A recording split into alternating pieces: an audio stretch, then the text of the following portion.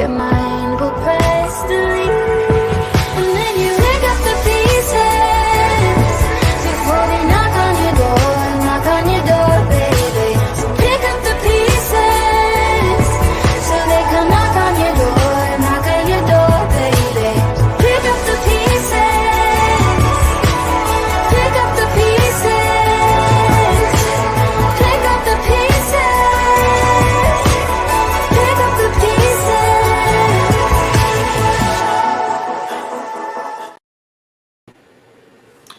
Hey, good morning and welcome to Hire, Navigate Your Job Search. The intro, we're always picking up our pieces, especially when we're in job transition. That's one of the reasons why I picked that song as the intro and the exit. One of the things that we do here is we always try to identify one topic that can help you, the person who's in job transition or considering a career pivot, and an expert, a subject matter expert. So what I want to do is I want to bring in Erik Therwanger. But before I do, I want to talk to you about Erik. I've actually known Erik for about 6.5, almost 7 years now. I met him in my first job transition. Great speaker, great author. He'll tell a little bit more, but he is the founder of ThinkGreat and the ThinkGreat Foundation, which awards scholarships to military spouses. He draws from his experience as a United States Marine, once a Marine, always a Marine, an executive business leader, sales professional, and entrepreneur to help organizations achieve new levels of success. He uniquely combines leadership development, sales performance, and strategic planning into strategies and techniques that empower team members and leaders to exceed expectations. And who doesn't want anybody to exceed expectations? Erik has inspired audiences across the country. He's going to be talking from us from El Paso, Texas this morning. In nearly every industry, ThinkGreat is a certified veteran-owned business, and Erik is also the author of ThinkGreat Collection. So I want to welcome Erik Therwanger. Hey, how you doing, George? Thanks for having me back on. Yeah, absolutely. I can hear all those claps right now, Erik. Hey, so before we get started, why don't you tell us a little bit about what you've been up to, what's going on, and I think you're on your 8th book. Tell us a little bit about that and when that's going to be out. Yeah, we've got the 8th book, Unleash Your Business Warrior, which is military tactics for business victories. I'm very excited about it. And, many people over the years have asked about tactics in the military that you and I know about. Not all of them you can apply in the business sector for obvious reasons, but there are many that you can. And I've channeled all of those into this one book, and we should have this out probably in the next 2 months, maybe sooner. We're hoping for sooner, but I'm very excited about that. And I have a whole presentation that I do on it as well. And people are excited to unleash that business warrior because there's a difference between a business worker and a business warrior. And as far as what I've been up to, we have so many great things going on at ThinkGreat. We just launched a monthly newsletter that's really a challenge newsletter, if you will. It's called Insider Insights, and we kind of guide people month to month on different exercises and tips and techniques to hone their skills in leading, planning, selling, communication, all those things. but the most importantly, I've been all over the country. Training, developing, doing keynote speeches. Like you mentioned, I'm here in El Paso. I just did a 2-day flight plan session for a client, where we sit down and we go over their long-term and short-range flight levels, if you will, their goals, and get people positioned for success. Hey, that's a lot. I'm only working on my 3rd book here. I need to catch up. But, you're a Marine, I'm Army, I'm a little slower than that. So. Yeah, but I ate crayons. Yeah. Hey, so first question, in what ways can sales skills and experience enhance a candidate's chances of getting the job they want? Phenomenal question. And not only has it helped me when I worked, but I actually help people when they're creating job descriptions, whether I'm helping somebody with their resume or like many times like you have done, or I'm working with HR and creating job descriptions. I believe that most organizations are looking for people that have some sales skills, because I think, George, you'd probably agree that with the old cliche that everyone's in sales. Yeah. And so the way I define that, if everyone's in sales, if the entire company's in sales, that means that there are people selling and there are people supporting sales. And so when people understand sales, you really have that connection that people need. I understood sales when I started at the media company back in 2003. So I had some media experience. Then I left the media world when my wife was diagnosed with cancer. And then about 4 years later, I got back into the media world. So on my resume, I had some media skills, and then I had added sales skills, and I got hired, and it was only entry level, but I was noticed that I had sales skills, and the owner of the company came to speak to me and wanted to learn more about what I do about sales. 2 months later, I was You got a little audio. You may want to talk a little. oh, Closer. can you hear me okay? Yeah. Sorry about that. So I was saying, I started entry level, and then 18 months later, I was the vice president of the media company because I was able to implement some of the sales skills that I had learned previously. So I came to them with sales skills, even though I didn't start in a sales position. It allowed me to help impact the whole company. And 18 months later, I'm the vice president of the entire company, and it was amazing. So I do believe that the sales skills will enhance your resume and will make you more attractive to the hiring agent if you can share it the right way. If you can say it in a way that really resonates with that organization. No, I agree. As a matter of fact, operations supply chain guy, and when I was in my first job transition, and we both know Greg Rye, right? And Yep. so Greg Rye, of course, gave me a lot of great advice. And one of the things we were talking about, he's like, well, you really need to find out how to sell yourself. And I'm like, I'm an operations guy. He goes, you're in job transition. You need to find out how to sell yourself every Yeah. day. He says, welcome to the world of sales. That's right. Well, all information from Greg is great, huh? Yeah, absolutely. But he's right. He is. Like I said, we could probably have a whole show of the Gregisms. How can sales techniques be applied during the job application and interview process to make candidates stand out? So I think that there's a couple components to the sales skills, right? There's understanding how to sell what you do. And in other words, I shared that I sold financial services. And so even though that wasn't in the media world, I had some sales skills that were universal. So there's the selling component of it on what you can do. And then I believe, to your point about selling yourself as a great candidate, they're selling what you can do and they're selling who you are. Yeah. And what I found is I think most people who have some sales skills forget to sell who they are, and they start sharing here. They sell what I can do in sales, and I believe it's so important to share the essence of you, what you bring to the table, your people skills, your ability to unify, your ability to network, all these sales related skills that are more people centric, that define who you are. That you are all about mission or teamwork. And so there's a lot that you can describe in your resume about what you do. But I would say if you can intertwine who you are in there, you can make a better presentation about yourself. And that's what's really going to differentiate you from other candidates. It's who you are, not just what you do. The what you do is expected. In fact, I looked at a resume last night. Somebody shared it with me, and it was just filled with what. But I couldn't find in there who she was. And so my advice was, because your resume really is selling you to that organization, I encourage her to work in the things that represent who she is, not just what she can do. Because everybody's going there to compete to get that job, to do what is asked for. But what they're really narrowing it down to is who's a right fit for the culture.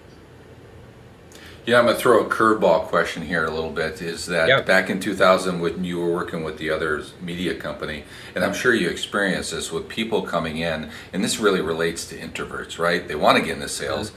And I just talked to a couple people this morning about that. They're like, how do I sell myself when I'm very uncomfortable with talking to people? Yeah. That I'm an introvert by nature. So when growing up, I was very introverted. Now so I may have picked the wrong career, George. Now I go on stage to speak, but yeah, you're in front of thousands of people. And when we met, you're in front of hundreds. So yeah. Well, and you know what? Here's what's interesting. What I found is that I'm as introverted as the topics. So if I don't really care about what's being said, I'm probably going to be a little more quiet. What I found is many introverts, and they can test this out. So if there's introverts listening right now, I'll bet you they have a favorite movie or TV show. They could tell you all about it Yeah. and share it with great passion, share the essence of the show. What they have to do is they have to be able to sell themselves just like they're selling that movie or that TV show, and sell it with passion. And here's what's interesting. We see people do it all the time. Like I'm watching a couple different shows. Like I watch Yellowstone only because people were sharing with me with such great passion. You need to watch this show. Right now I'm watching Breaking Bad. And Right. again, people share it like they're making a commission on it. Right. And yet the studios and the networks never pay people for a great recommendation. It's just expected. And I think the introverts, you have to be, to break out of the introvert mode, find out what you're most passionate about and talk about it. As a young kid, I was a comic book collector. A lot of comic book guys are very introverted. Yeah, you know what I'm talking about. But you got these introverted guys, they don't speak at school, but then you ask about Spider-Man and game over. You can't shut them up. And they'll tell you everything. So I really think for us introverts, we have to find what's really passionate about, the things that we want to do in the workplace, and also the things that we bring to the table. Again, what we do and who we are. And we have to get as passionate about that as we can about Spider-Man or Yellowstone or Breaking Bad or whatever your favorite movie is. Top Gun 2, even though it was a Navy movie, it was pretty good. And here's a Marine. I took people to go see that movie. And Paramount never sent me a commission check. I'm still waiting for that. Still waiting for it? Yeah, he hasn't called to say thanks. But we can oftentimes speak more highly and passionately about other things other than ourselves, and we got to find out what we bring to the table that would be extremely valuable to an organization, and share it with great passion. I agree. One of the things that I help folks who are in job search and transition is toss away that old elevator pitch, because again, it's, to your earlier comment, it's all about what you did, and you force the listener to really figure out, well, how does that either resonate with me or somebody I may know, versus the value proposition where people actually are passionate because it brings in about who they are, what they love to do, and more importantly, they're talking where they don't have to read from a script or a card, right? That's right. A lot of people do. And George, on that note, I'll share one other thing. I find a lot of people that go and interview haven't done enough due diligence on the company they're interviewing for. They've watched more trailers on the movie they're going to go see than they've viewed videos on the website for the company they want to go be employed at. You're absolutely right. And I would say you've got to really get into it. Read their mission statement, their core values, and when you're there talking, don't just talk about what they do. I like that you have these widgets. Talk about who they are, their mission, their vision, their core values, their brand statement, their customer promises, all of it, their motto, their tagline. Talk about it like you're sharing your favorite movie. We may have kind of danced around this question, but can you share some examples, specific sales strategies where they can start selling themselves, those people that are in job transition? Yeah, I think that you've got to really master the art of finding your essence. If you're selling yourself, what you got to do, just like in sales, right? Salespeople find the differentiating factors or values of their organization. Here's what makes us different. So at the media company, we did duplication, replication, motion graphics, editorial. Okay. Well, we were in Southern California. Every post house did that.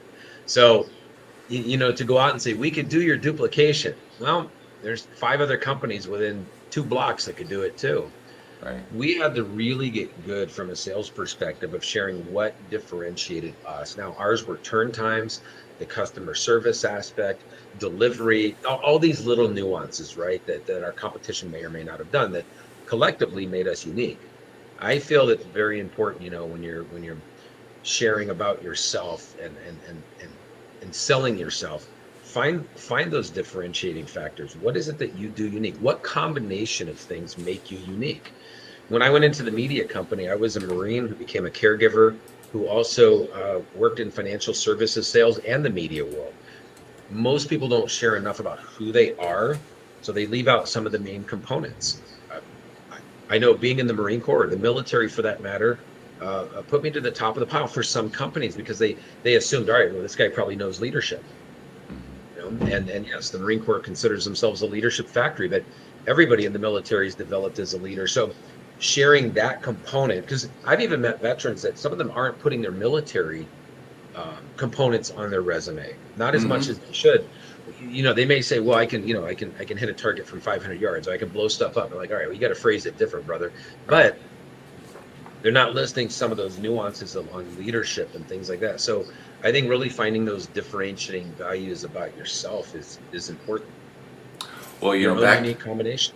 I agree. And back to that earlier comment about value proposition, when I'm actually interviewing with CEOs and board members, when they ask me, tell me a little bit about yourself, I kind of bring the military aspect in it, and I kind of create it to where it really resonates with the job. I'd say, I'm a rappel master. You and I know what that is, right? But I always say, much like my military career, I drop into difficult situations, I quickly assess the group, develop a collaborative strategy, and execute the plan. All three things they want leaders to do, right? Evaluate, quickly assess, and execute collaboratively, right? Not the old bull in a china cabinet. That's right. I think being able to translate those skills is so important. I was an air traffic controller, so I always say I work well under pressure. I can handle a ton of stress, and I understand about getting everything to take off and land safely, and putting that team as a priority. So I think it's very important. Now, my air traffic control skills itself aren't necessarily going to get me hired, but it was those intangibles that came from that you have to learn how to really share that and get excited about it. I agree. And I love that, a rappel master. You're dropping into these shots. You were trained to drop into tough situations. So I think just the way you share those translatable military skills is huge. Oh, I absolutely agree. Especially since the person interviewing you may not understand the military. Right. Yeah, they say they got all kinds of worries. This guy might have some flashbacks or whatever. Sure. It's like, what other organization gets people from around the U.S., all classes, to raise their right hand and Right. promise to give up their life for somebody else's decision That's right. to keep us safe? No other organization in the planet, right? And so, That's correct. Yeah. no. And you got about 2 million plus that are currently serving in a cohesive fashion. No. That can deploy anywhere in the world in 24 hours. And in businesses, they're having trouble getting people to show up on time. And so a lot of those might be leaders themselves. Hey, I'm telling you, if you're listening right now, you need to hire veterans, but you Yeah. also need to know what to do with them. That's the big thing, right? There's a difference between hiring them and tapping into that power that they have. Yeah, no, I agree. What are some key transferable skills from sales that can highlight on a resume or during an interview to demonstrate value to potential employers? So I feel one of the biggest, when you look at sales, there's very few universal sales steps. In other words, there's sales skills in, let's say, supply chain or in the media world that relate to the industry. So as a sales professional of media, I had to know different tape stock formats and different aspect ratios. That was industry related. So that's industry skills and knowledge. Sales skills and knowledge that can apply to any company are very few. In fact, it's usually prospecting. Everybody has to prospect. Everybody has to contact. Everybody has to present. Right? You present what you do. There's usually a setup process from a sales perspective, and then follow up. I would say one of the best skills that you can say that you've mastered in sales is follow up. Yeah. If you look at most organizations, they will say that the follow up or follow through among team members is lacking. Mm-hmm. So if you have great follow up skills and you have a system for following up with clients and you've done it successfully, you can apply follow up into the day-to-day side of things, which is really going to let them know you're a great communicator. So you've got contacting, which is communication, follow up, which is that integrity side of things, where if you say you're going to do something, you do it. And if somebody reaches out to you, you'll get back to them. It's amazing in so many organizations internally, people don't return each other's calls or emails. It's mind blowing as a business excuse me, as a business coach, I'll get to talking about communication and I'll say, what frustrates you the most? They'll say, well, people don't get back to me. And I said, your own people? Yeah. Or from another department. I'm like, what? Doesn't make any sense. Yeah. So I would say some of the presentation skills, right? Describing what you do from sales is fantastic when you're client facing in a non-sales role. But also that follow-up skill. If you have great follow-up skills, you're worth your weight in gold. No, I agree. As a matter of fact, that's one of our metrics is responsiveness, right? And it's That's an right. easy one, right? I guess, we had a couple of people that are new. They're like, well, it's subjective. I'm like, no, you send an email, right? And if you don't get a response or a call back in less than 24 hours, the 3 drops down to a 2. And if it's beyond 24 hours, it's a 1. And that's an area that they can improve on. And you can go through the data and say, here's the last 5 emails I sent, and on average, you're beyond 3 days. You're so on point with that. One of the things I teach in sales is just master your response time and I identify what it needs to be, because there's a study out, many studies that show that the seller that's selected from the buyer is usually more than half of the times the first responder, not the best responder, the first, and that sends the message. And so when you're interviewing, think about this. Some of the interviews that are set, some of those candidates don't even call back. I mean, so response time is phenomenal. And even at the media company and now at ThinkGreat, I don't know, you've probably reached out to us at ThinkGreat. It's a fast response time. Yeah. And we know it is because that's what we focus on, because it sends a message. So if you're interviewing or transitioning and you have great response time, I would showcase that, because that's lacking in the business world. It shouldn't be, but it is. No, I totally agree. As a matter of fact, even if you're trying to grow a business, right? Yeah. Sometimes just being responsive to a quote quicker than everybody else on average is 3 to 7 days or whatever, and you're doing it in less than 48 hours. Yeah. Sometimes that's how you get the order. Moves you right to the top of the pile. Absolutely. Yeah.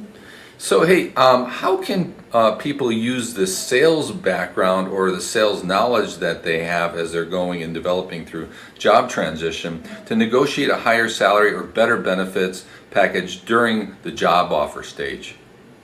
So, a lot of positions have a range that they can hire to. I think it's in the company to look at that lowest range and then try and work their way up. And what I would say is to keep in mind that they're not the ones doing the interviewing. You are as well. You're interviewing companies to see if you want to work there. And that's why I think that you've got to really be able to highlight those intangibles and tangibles that you bring to the table. So when you can talk about helping to expand the scope of the organization, helping to expand outreach, being an ambassador for the organization, every company has positions that are going to be maybe more client facing. Your ability to want to step into that, like I did at the media company, the open position was a scheduler position. The schedulers, there was different roles that they did, but some of it was client facing where you took the orders. That's what I wanted. And so I didn't want just the data entry. I wanted to face the customers. I tapped into all of my sales skills for that and found an opportunity one night to turn a $50 order into a $5,000 order just by asking some questions. A gal came in and she wanted a copy of a DVD. Well, as a salesperson, I just asked some questions and I said, what would you be using this DVD for? And tell me a little bit about the project while I'm writing up the order. She goes, I just need to go have a glass master made. I said, we can do replication here, because that's what she was talking about. She just didn't know we did it. And so what I did is expanded a service that they didn't really talk about. So that $50 order for one DVD became a $5,000 order for multiple DVDs, and we even had to farm that out. But I had only been there for 2 weeks.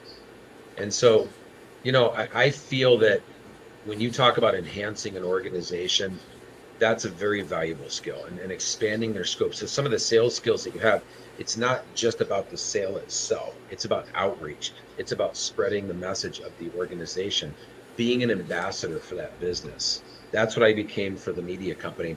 Even at an entry-level position, I was an ambassador. I wanted to talk about it.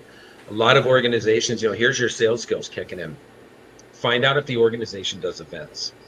If the organization participates in events, volunteer to go to them.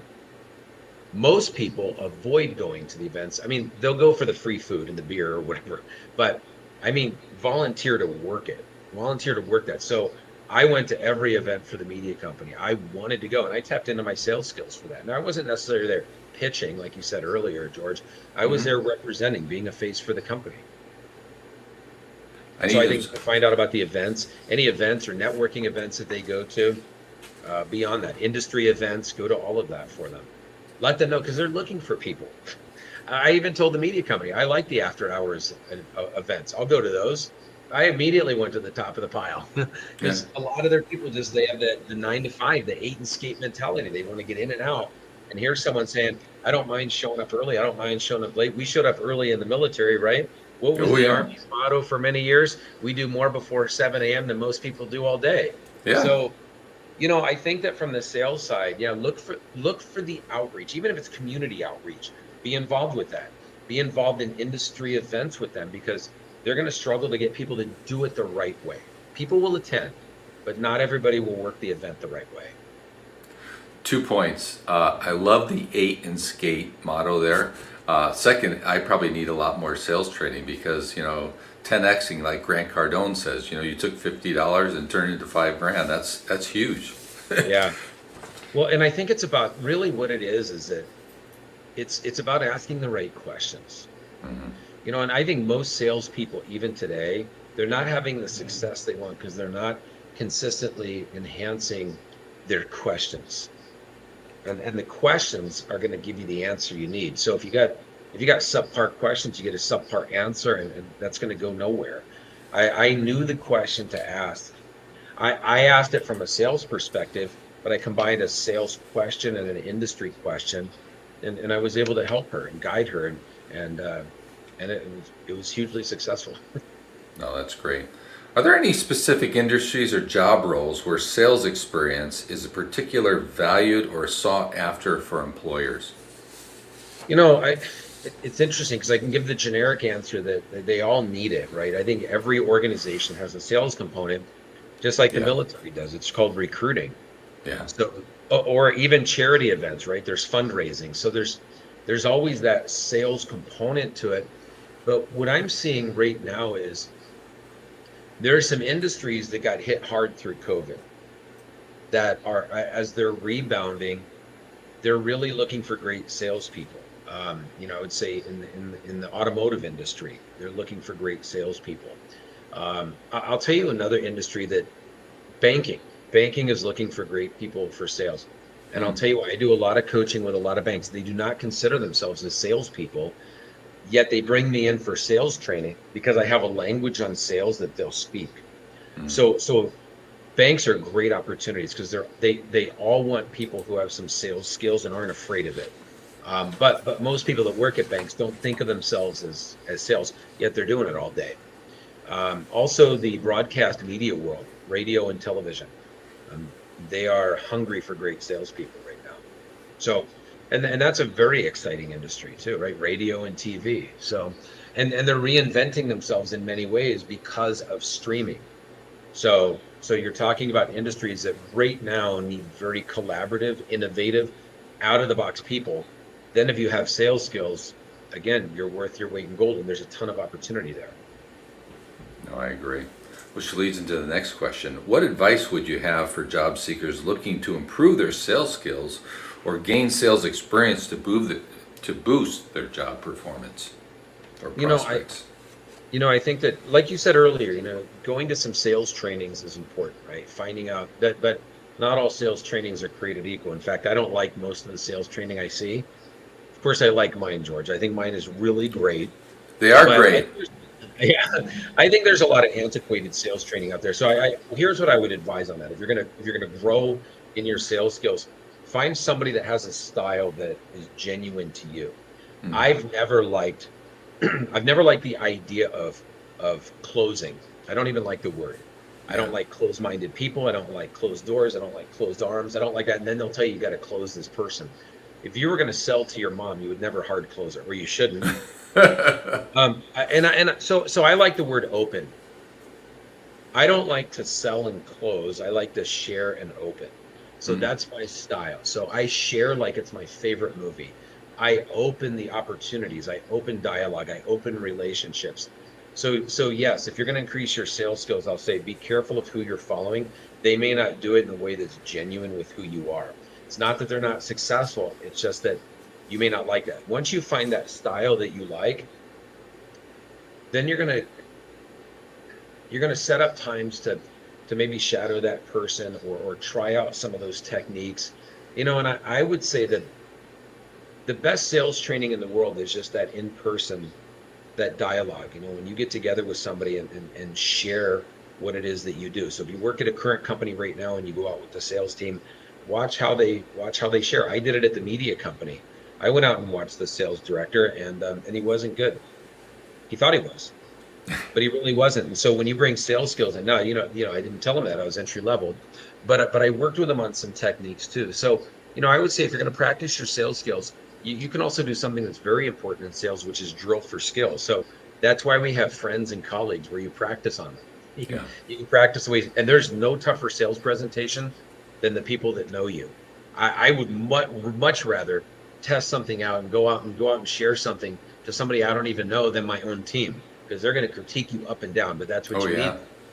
So, a lot of it is just the drill for skill is practice, practice to get better. So you can practice sales skills like prospecting and contacting and presenting and follow up.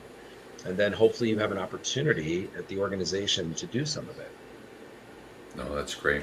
Hey, just last question is there any other things that you'd like to share to help people on the show today, whether it's sales, to get a better job or get a job and get their job in probably longer than what it might expect to be?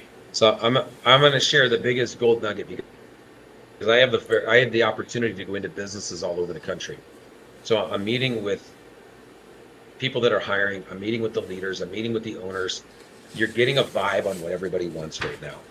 I'm also meeting with team members. You're getting a vibe on where they are. And so let's just talk about this moment in time. 3 years, 3 months after the pandemic hit. The pandemic, this is what's going to get people fired up about hiring you. The pandemic caused a tremendous amount of complacency. There was some complacency that was already in place before the pandemic, but the pandemic caused the highest levels of complacency, status quo. I have no drive. If you are excited and fired up and passionate and you want to go to the next level, you have to share that. Because for 3 years I did presentations. You saw some of them, George, leading through chaos, planning through chaos, selling through chaos, all through chaos. In the last 3 months, it's all shifted to next level leading, next level planning, next level selling.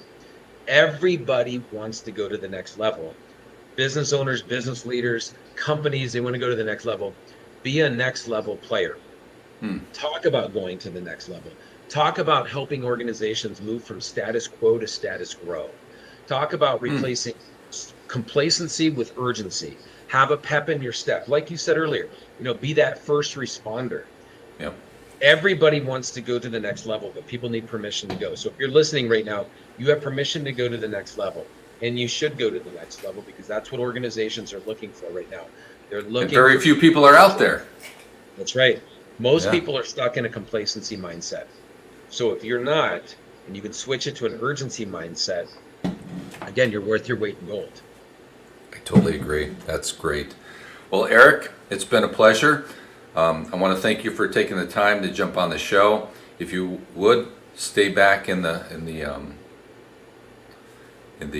shadows here while I just wrap up. Be back in the barracks. Yeah, back in the barracks. Hey, thanks, sir. Thanks so much, George. It's always good to share the airwaves with you, so I appreciate it. Oh, thank you. Hey, so I'd like to close. We want to close by thanking all the veterans this coming 4th of July week ahead. That those that have given the ultimate sacrifice, those who have served, like myself, like Erik, and those who continue to serve each and every day to keep us safe. Let me ask you, what organization, as I said earlier in the show, what organization gets all types of people to pledge their life for someone else's decision so that we can remain free? That's a commitment, trust, intestinal fortitude, dedication, and the list goes on and on and on. So thank you all, and I hope you all have a well-deserved and safe 4th of July.